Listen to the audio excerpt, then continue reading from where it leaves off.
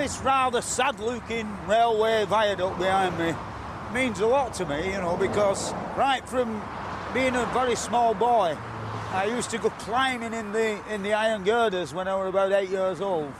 And when a locomotive came along with a load of coal wagons on, the whole lot used to shake about.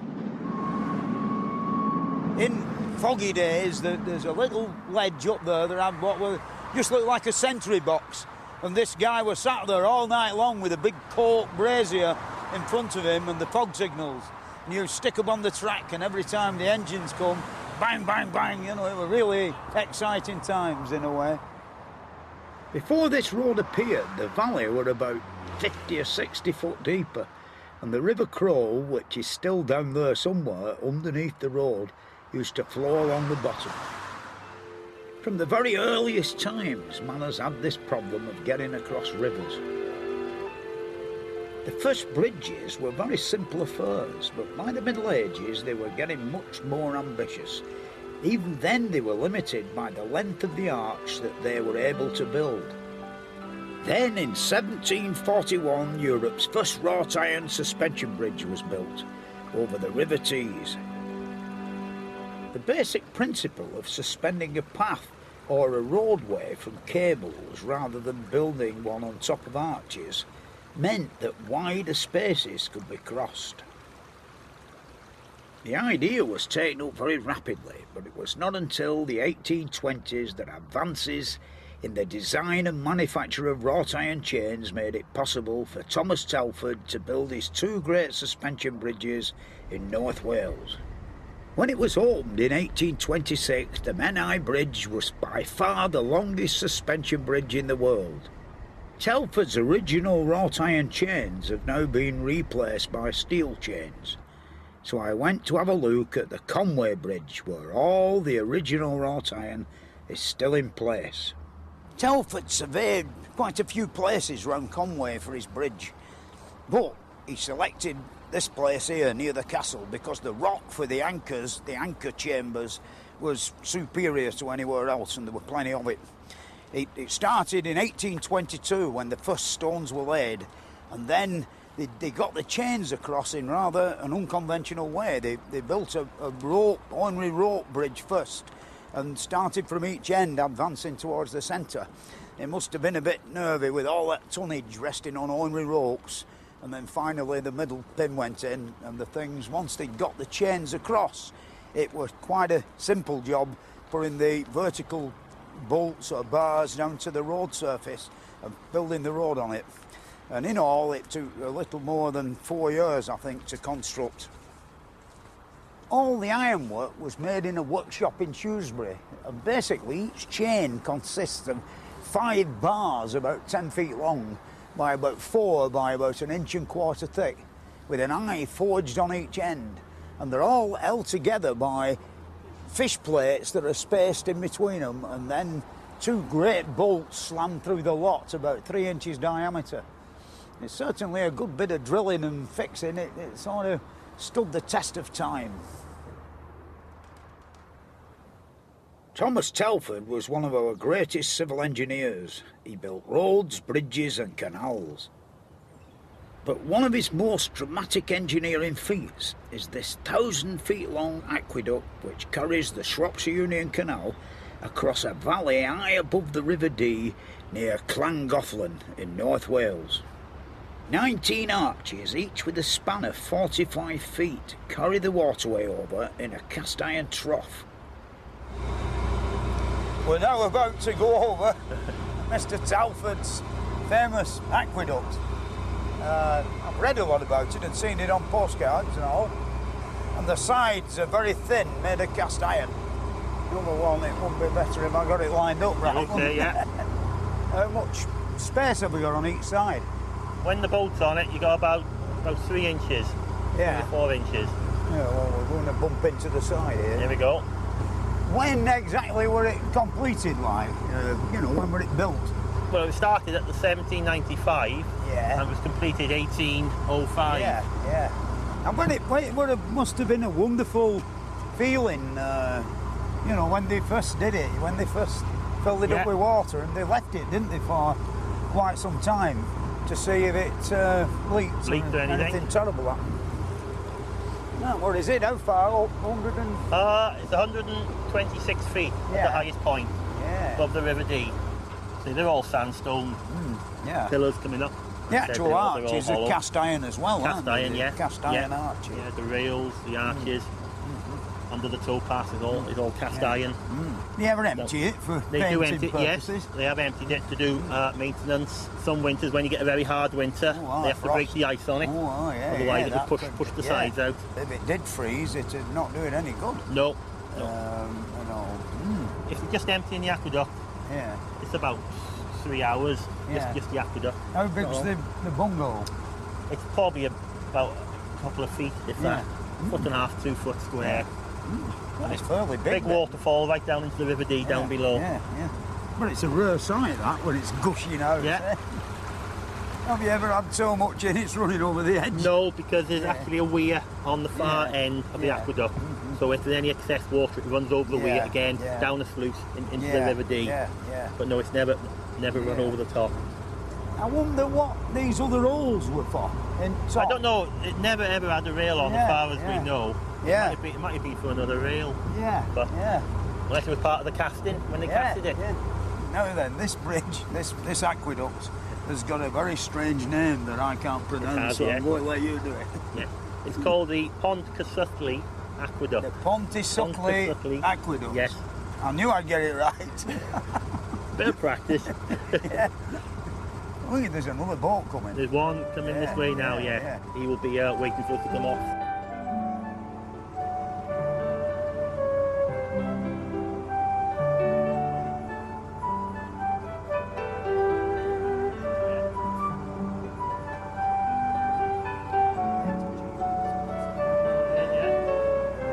When they open it.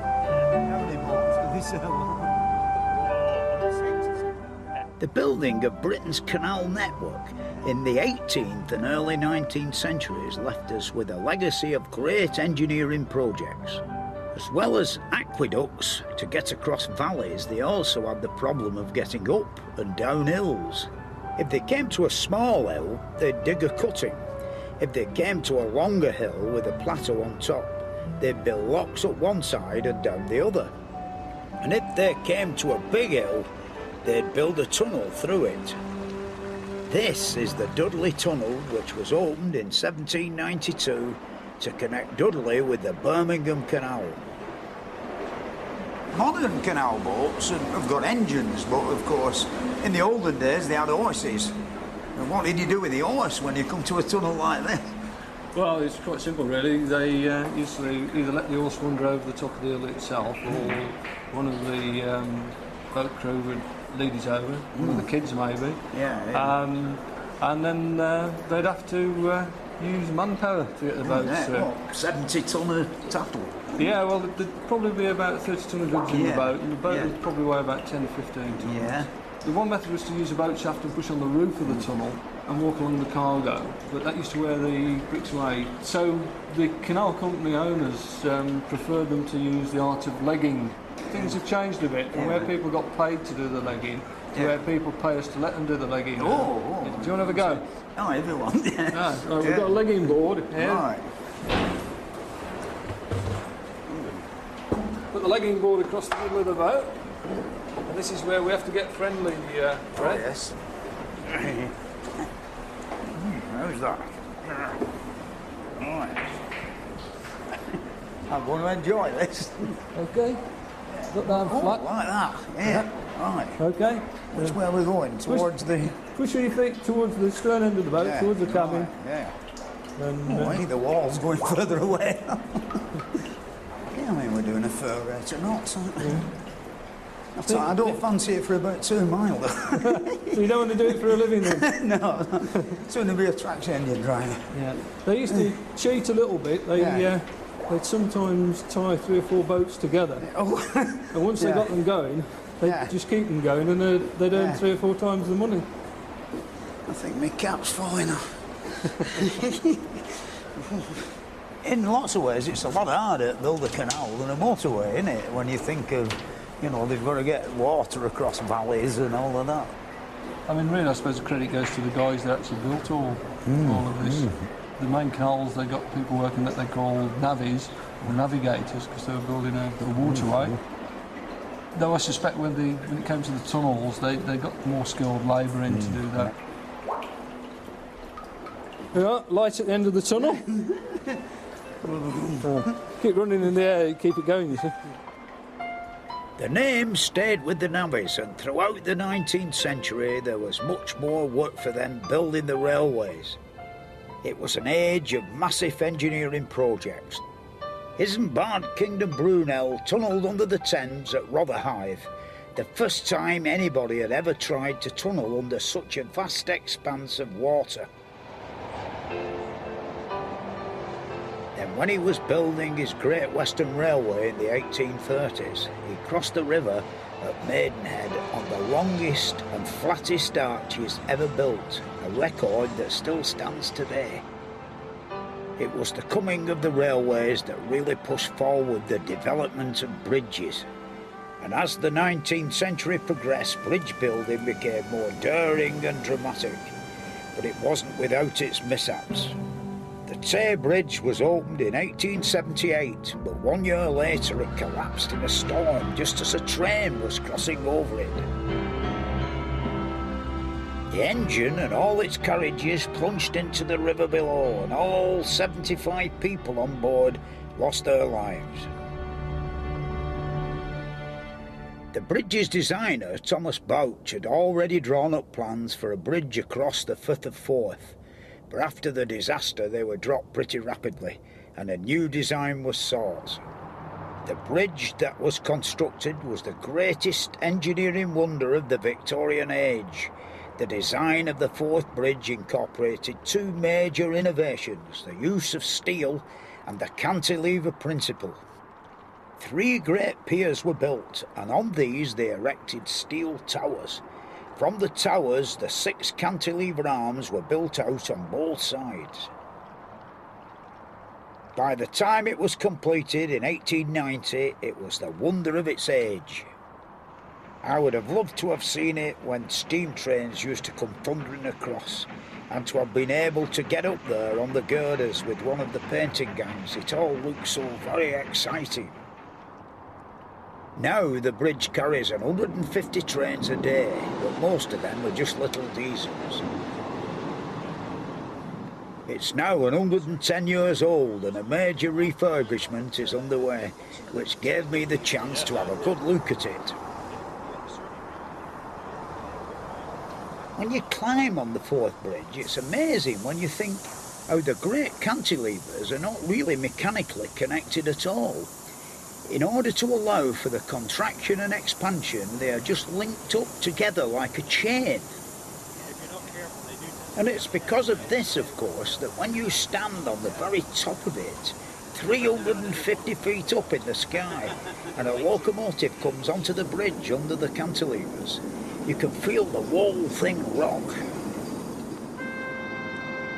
It was quite a fantastic feeling up on there, and a credit to the men who built it, and all that based on the cantilever principle. So let's have a practical demonstration of how it works. Really, this is the principle of the cantilever bridge, like very similar to the Forth Bridge. And whether Mr. Fowler did anything like this or not, I don't know. As you can see, I mean, it's supporting the whole weight of my wife here with not too much effort. I mean, if I were replaced by a girder, or one up and one down, it would be, with struts supporting in the middle, it would be quite successful, you know. And it's creaking a bit, but it's holding the weight. This bit here, in my sort of left hand, is the cantilever, and of course this other bit is the counterbalance that, you know, actually stops the thing from falling over.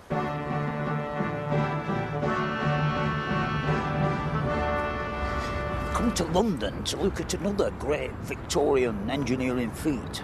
Tower Bridge, built at the end of the 19th century.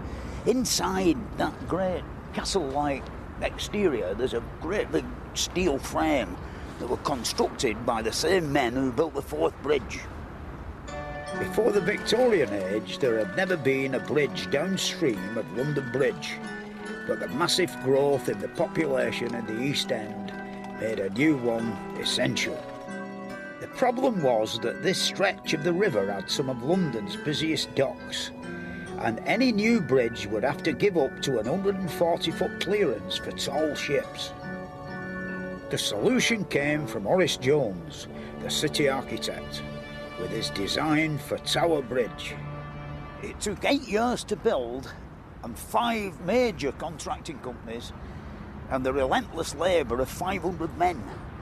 And there's about 11,000 tons of steel in the towers and the walkways and the roadways. On the completion of the steelwork, it was clad in Cornish granite and Portland stone, both to protect the ironwork and give it the beautiful appearance that it has now. Yeah, when you come inside one of the towers, you can see its great steel skeleton that's all riveted together. The whole thing could stand up really without the fancy stonework or the beautification on the outside. It's a wonderful bit of ironwork, really. Let's do some riveting. The bridge is hydraulically operated, and a lot of the original machinery can still be seen in the engine rooms, including these beautiful steam engines that once powered the hydraulic pumps. The energy that was created was stored in 6 massive accumulators like this, so that as soon as the power was required to lift the bridge, it was readily available. Great engineering didn't end with the Victorians, and just downstream from Tower Bridge there's a fine example of a more recent engineering feat. Over the last 20 years, there's been some pretty impressive engineering achievements, 2 of which have been the Channel Tunnel and the Thames Barrier here behind me. This unique piece of engineering spans the Woolwich Reach, and it's 520 metres from this side to the other. And basically it consists of 10 large gates that are supported on great concrete piers and abutments, which the gates actually swivel round in, when they're needed. And the piers also contain all the machinery for activating the thing in case of emergencies. Each of the 4 main gates weigh 3,700 tonnes, and when they're open they stand as high as a 5-storey building and as wide as Tower Bridge. It took 4,000 men and women from all over Britain to construct it, and it took 8 years, and it cost nearly £500 million.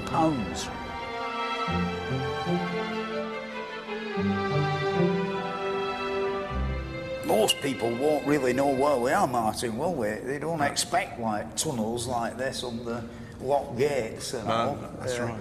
Well, this is the concrete sill. We're actually in the sill. Yeah. And the main reason for the tunnels is to give us access to the piers. Yeah.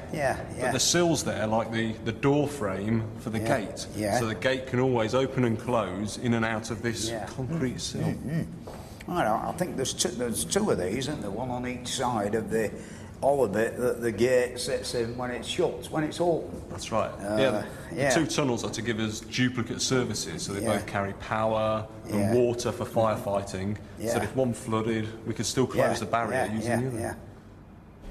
This is the machinery room, and here are the big hydraulic rams, which actually we use to close and open the gates. And when we pump the hydraulic oil in, they push and pull on the link to rotate the gates. Right, lumine.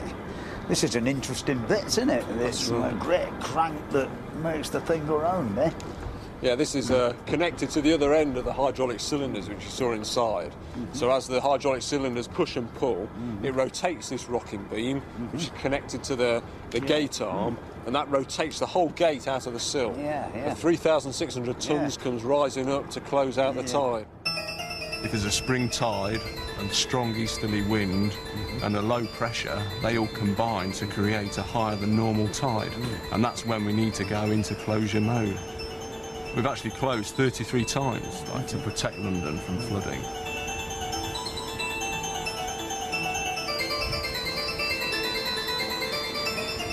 We can actually close the barrier in 15 minutes. but that's a bit dangerous because you can create like a water hammer effect on the Thames. So we like to take 2 hours to close. And the notch level around the pier there, that's the height of the walls upriver towards London. Yeah, so you know if it's getting near there, things are getting a bit dodgy. That's right, we need to be closed if it's getting near the notch. The width of the piers, or the width of the gates, is the same as Tower Bridge. And that's this internationally known design, so that anybody who builds a boat which is wider than this, it won't fit through here, it won't fit through Tower Bridge. That's right, it won't fit through the Panama Canal, all these kind of issues. Oh, I didn't know that. The Thames Barrier isn't really a bridge or a tunnel, but it's a great piece of engineering that combines elements of each. Building it had been a major challenge, but within a year, engineers had started to draw up plans for an equally ambitious project, a tunnel under the Channel. There had been a variety of attempts to link England and France by tunnel, but it wasn't until the 1980s that the British and French governments agreed to the Channel Tunnel link. It opened in 1994, and it's actually made up of 3 tunnels. 2 are for the trains, and the third is a central service tunnel.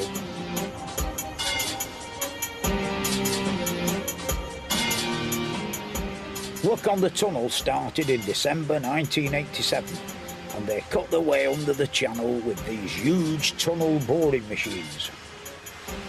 It took 3 years before the British and French tunnelling teams achieved the first historic breakthrough, and another 4 years before it was ready to open. The whole thing is a wonderful piece of civil engineering, but unlike bridges, there's not a great deal of it you can see. So to see the latest in bridge building design and construction, I went back north to the River Humber. In the 1960s and 70s, Britain led the world in the design and building of suspension bridges. And this bridge over the Humber behind me, at the time of its building, were the biggest in the world. Alas, sad to say, the good old Japanese have built one bigger. Work began in 1973, and it took 8 years to complete. And over thousands and thousands of tons of wire and concrete were used, and over 1,000 people were engaged in its construction over various periods of activity.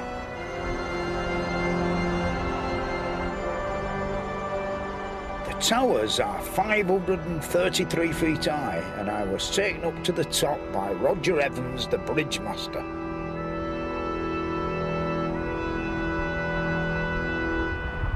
Well, Roger, here we are, 500 feet above the River Humber. What, how the heck did they start with the first wire light sort of thing? It starts with a couple of men in a boat, actually lying a wire rope on the bottom of the river, taking it over the top of the other tower, and then pulling it tight so that you get it up. And then when you can get several of them across, you can put a mesh on top of it to make a walkway. So that you've got like a catwalk. That must have been a pretty early business there, with I wasn't there. Few wires and no doubt like dog clips holding them onto wires, as they advanced out across.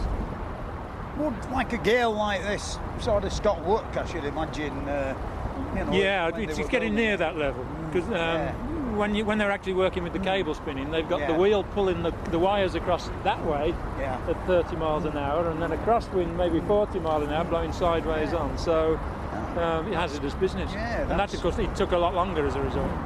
How long is it from end to end? It's about 1.5 miles between the two anchorages. So if you just think how much wire that is when you've got 15,000 wires going 1.5 miles, it's a lot of wire. Yeah, there's enough to go nearly twice around the world. It looks quite fragile, really, but I know there's many hundreds of tons. How much weight is there in the actual bridge? Well, the cables themselves weigh 11,000 tons, so the first job they've got to do is support their own weight. Themselves, and then you've got 17,000 tons of road deck. And if we've got a good day, we've got 6,000 tons of traffic on there, so we're talking big figures. So these pillars really are really under some compression, aren't they? Yeah. Mighty compression. Well, that's why they can bend so much. Yeah. Because they start off with a massive compressive force in them. So when they bend, you don't get cracks forming in the tension side. Am I right or am I wrong? I felt distinctly that the things were moving when we came out to that door. Well, I can feel it here. I'm leaning on this, and the towers move slightly in this direction. I mean, at 500 feet, you know, they've got to do, haven't they? But, well, it's designed, at where we're standing, it's designed to move 2 feet either way. Them great cables that go from one side of the Humber estuary to the other, most people don't realise is there are 14,000 pieces of wire forming a cable 2 feet diameter, which have unbelievable tensile strength, you know, like 10 times what Mr. Telford's wrought iron bars have got. It's not actually 14,000 separate pieces, it's one piece that traverses the whole width of the river from this anchor chamber here, up, over, down, up and over and down, and back again 200 times, making it like 400 passes in all.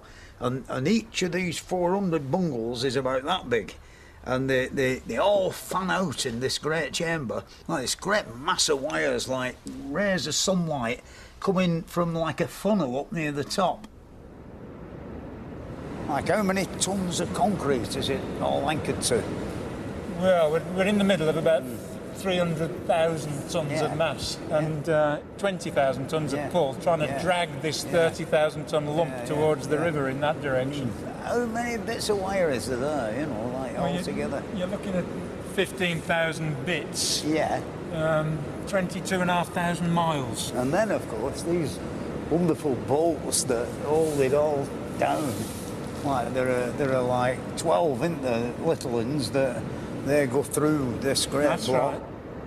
Like really, you'd think that when you look at that lot there, you'd think it were almost impossible to compress it into a 2 foot diameter iron rope, steel rope. Yeah, I always think that. And it's from these slender looking cables that the whole weight of the road is suspended.